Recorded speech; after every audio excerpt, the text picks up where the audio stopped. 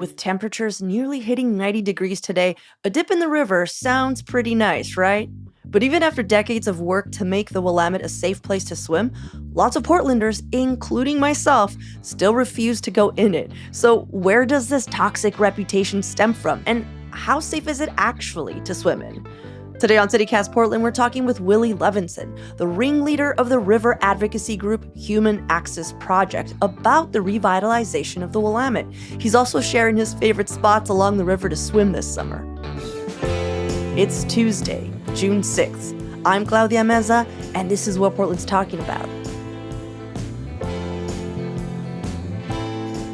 Willie, thanks so much for joining us. Yeah, thanks for having me. Yeah, so I actually heard about you and your organization through a listener.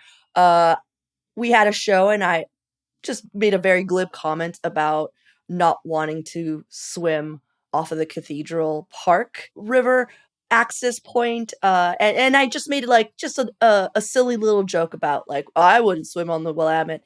And a listener named Babs basically emailed me and was like, actually, you can. And just like laid all these awesome facts. Very nice. Like she was a very nice person about it. And it just like kind of put me in a weird like research hole where I didn't know so much about like the history of the Willamette and the push to make it safe to swim in. So can you tell us a little bit about that, like where it was and how it's changed? Absolutely. So, there was a time in Portland's past prior to the pioneers coming and taking over Portland from indigenous cultures, which have a very strong relationship with the Willamette and continue to. The Willamette was a pristine, beautiful river. And as people started moving to Portland, there was a robust swimming culture in the 1920s. At Ross Island in downtown Portland, there was a facility called Windamuth that had a swimming facility and a dance hall. And there was a shuttle, a boat taxi that would leave every 30 minutes to take people from the east side to Windamuth so they could dance and swim. So like a ferry, basically, There was a a little ferry that would take people to Ross Island to dance and swim every 30 minutes all summer long, where Wow. OMSI and like the Portland Spirit is around there. There's a place called Bundy Baths. And we found a newspaper article that reported that they would rent 1,000 swimsuits a day in the summertime there. So in 1924, there was an article we found where the city health officer recommended to city council to close the Willamette for swimming because of public health concerns due to sewage in the river. So at that time, there was literally no sewer intercept system. So raw sewage would flow directly into the river. Oh, so gross. So gross. And then in addition to that, pulp and paper mills would dump their effluent into the river that's full of nasty chemicals. Meat processing plants, blood and guts would go directly into the river. There were some sections of the river where the oxygen levels were so low that fish would literally suffocate and die. So our river was an open sewer at a certain point. So in 1938, the mayor at the time, Mayor Carson, helped lead an initiative to pay for a sewer intercept system, which was kind of the beginning of having a sewage treatment plant. That failed 3 other times before it did pass. So since that time, Tom McCall, of course, is a really important figure from our past governor. There was a big initiative to do further cleanup to the Willamette.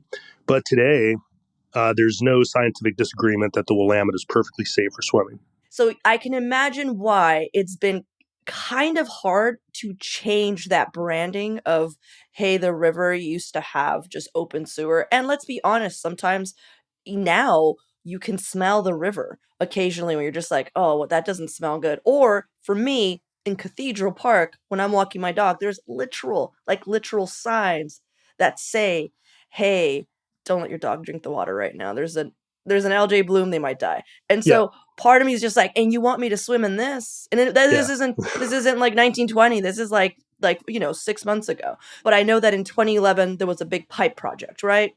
I feel like that was like the turning point of just like, no, we're really going to clean up the river. Yeah, no, that was, I mean, the big pipe was a $1.44 billion investment that took 20 years to complete. And basically, it put massive tunnels on either side of the river to add capacity to the sewer system. Because basically, when a combined sewer overflow does happen, because it still does happen, it is because our sewer system gets overcapacity. Because our stormwater and our sewage share the same pipes in most of the cities. But so the tunnels add capacity, and now that we still do get sewage overflows, 4 or 5 times a year, but when they happen, they're measured in minutes and sometimes hours, versus prior to the big pipe, they'd be measured in days and weeks.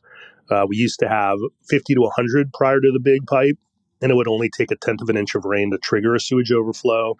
Now you really need kind of an inch and a half in a 24-hour period, which doesn't happen too frequently, typically in the wintertime. Right. And you're talking that the sewage still overflows into the Willamette River. It does. 4 to 5 times a year, and no apologies for sewage overflows. But when it happens, it's 80% stormwater, 20% sewage. And it does happen at a time of year that people generally aren't recreating in the river.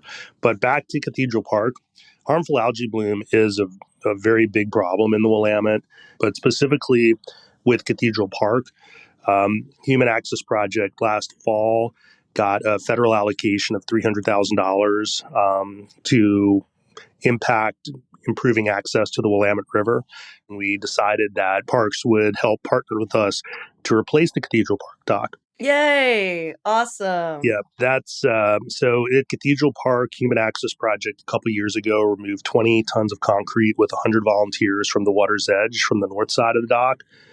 Then this summer, we're going to come back out in September and we're going to remove another 25 to 40 tons of concrete. Then when the dock is replaced, new modern docks are elevated by pontoons, which is going to significantly improve water flow, because harmful algae blooms form when there's stagnant water, warm water, and nitrogen load. So being able to improve the water flow in there, we're hoping is going to alleviate the harmful algae bloom problem. That's amazing. I mean, immediately as someone who lives in St. John's, like, thank you. I can't believe that an organization could find that federal money, link into it, and sort of like drag our city. In my head, I know you're working side by side, but in my head, you're just like, come here, do this. I love it. And, it's funny because when I started my work 13 years ago, we had a very adversarial relationship with the Parks Department, with Bureau of Environmental Services. It's very hard, messy work to get a seat at the table.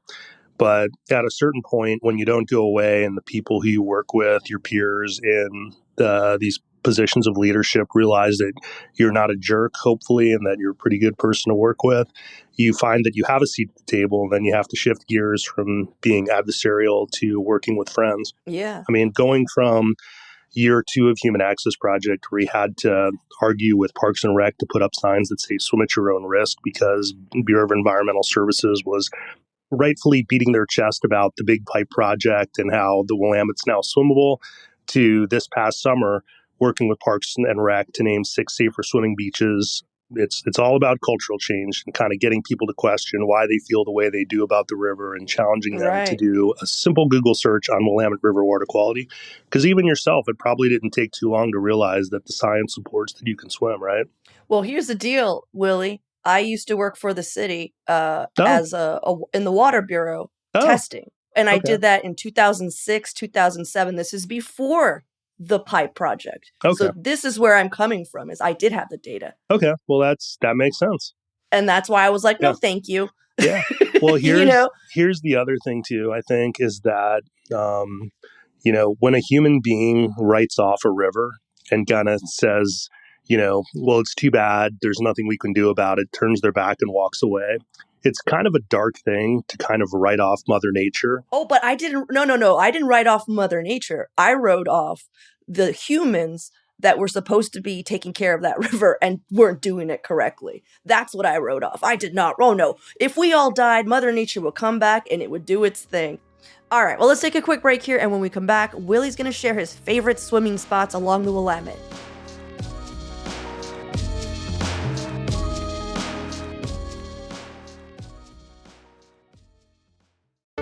Hey, CityCast Portland, it's Michael Ziviak. While CityCast Portland works hard every day to connect you with the stories that matter most, I'm working in the background making sure that our listeners are connecting with the best that Portland has to offer. So what does that look like? It means meeting with the people who make Portland what it is, the business owners, the stakeholders, the decision makers, the Portlanders who put together those food festivals you enjoy, the concerts you attend, the exhibits you can't miss, and who make those candles your mom can't stop talking about. If this sounds like you, let me help you get your message out to the city's best audience with an ad right here on the CityCast Portland podcast and on our sister daily newsletter, Hey Portland. Shoot me an email at ads@citycast.fm and let's connect. So what are some of your favorite spots on the Willamette to swim like? I guess I just want your top 3 and what makes them special. Okay, so I like swimming from docks myself. It's really fun to jump in and get a splash. So number one, Duckworth Dock. That's on the floating section of the Esplanade. That dock used to be for restricted to motorized boats. So it wasn't legal to swim off it or fish off of it. So it took us 6 years of work with PBOT and Oregon State Marine Board to get permission to add 8 swimming ladders that took less than 4 hours to install. This summer, we're going to be doing Duckworth Wednesday DJ concert series with PDX Pop Cart and Lloyd Eco District. So you'll be able to ride your bike down to Duckworth Dock, check out an awesome sunset, and hear disco music every Wednesday. We're looking to start it either July 5th or July 12th. So that's super fun. Then I've really developed a relationship with Cathedral Park, just with all the work that we've done there. So, I mean, once that dock is replaced, it's not going to happen until September. So we're really going to roll out a big party next summer. But that is going to be my favorite place to swim, no question, once that new dock is in. And then for the last one, I'm going to say it's a tie between, I'll just go with George Rogers Park, which is kind of on Lake Oswego on the Willamette. And the value of seeing George Rogers Park is that that is an incredibly used park. I mean, you go there and every day it's a river beach party. And what you need to do when you go there and you have a really fun time is understand that there's no material difference in the water quality between that site, which is about 3 miles from downtown probably, and any place in Portland, Cathedral Park, etc. So that is a vision of what the future of Portland's going to be if you have a chance to get to George Rogers Park. What was the tie? You said George Rogers Park and George Rogers. Oh, the tie. I would say the next one would be Firehouse Dock. That's where our River Hugger swim team swims from, which is right off the Hawthorne Bridge on the north side. So Human Access Project added 2 ladders to that dock, effectively making it a new public access point, cooperation with the fire department. But our River Hugger swim team swims across the Willamette and back every morning. Monday through Saturday. This year is our 11th year anniversary of that program. And we've had over 1,000 individuals participate in our swim team in that time. So if you're an intermediate level swimmer and you're into open water swimming, check out the River Hugger swim team too. Super fun. that's awesome. So if listeners who are still not convinced, then just like, I don't know. It sounds dangerous, or because the river is it's pretty fast. Okay, I've been on a kayak there. Well, the river in the summertime, when people swim in the summertime, that's when people are most typically going to swim. The water current is less than half a mile an hour, actually. But what I'd say is that if you're not feeling comfortable with it, that's fine. I mean, just go down and check it out. I mean, my secret weapon has been patience. And ultimately, I'm not here to convince anybody to do anything. All I can tell you is that the river is safe for swimming from a human contact perspective. And, being able to do the big float over 10 years and having 25,000 people participate. Jacques Cousteau said it very well. People protect what they love. So in my mind, the more people we can get in the river, the more the boogeyman is slayed, the more people realize the value in the river for our community. It's the world's laziest revolution. You can make a difference by just jumping in the water and demonstrating to people that it feels great, because when somebody else sees somebody else do it, actions speak louder than data, but they both act in concert with each other as well. Well, thank you, Willie, so much for the 13 years you've given to our river. I'm excited to try and, swim from Cathedral Park. Hopefully everything will be cool. I am still a little trepidatious, but Yeah. honestly, I love swimming, so I'm very excited. You've convinced me, Willie. Yeah, we'll put your toes in, but in St. John's, until that dock is replaced, you do have to keep an eye out for harmful algae bloom, particularly for pets, because pets have a really low threshold for, it can cause a lot of damage to pets. So keep your eyes open for just green mats in the water, and typically where they form is in that corner where it's really stagnant. So hopefully, when we replace it this summer, that problem will go away. Thanks, Willie. Yep, you got it.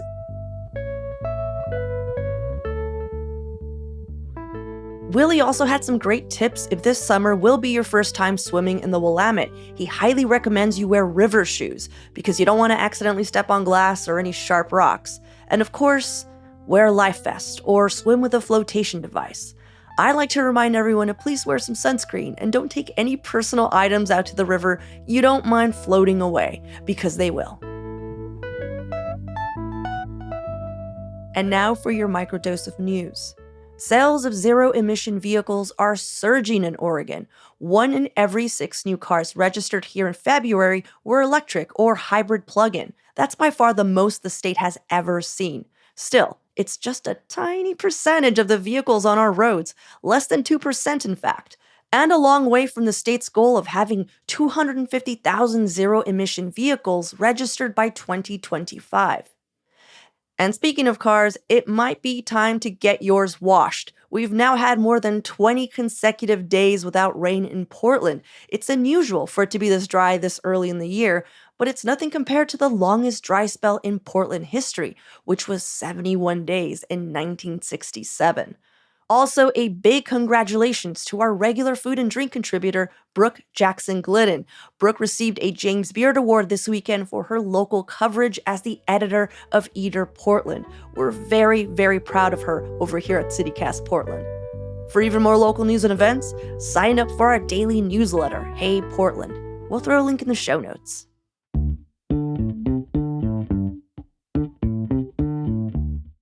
That's all for today here on CityCast Portland. If you enjoyed this show, why not share it with a friend or rate or leave us a really good review? It really does help us out. We'll be back tomorrow morning with more from around the city. Until then, see you at Slim's.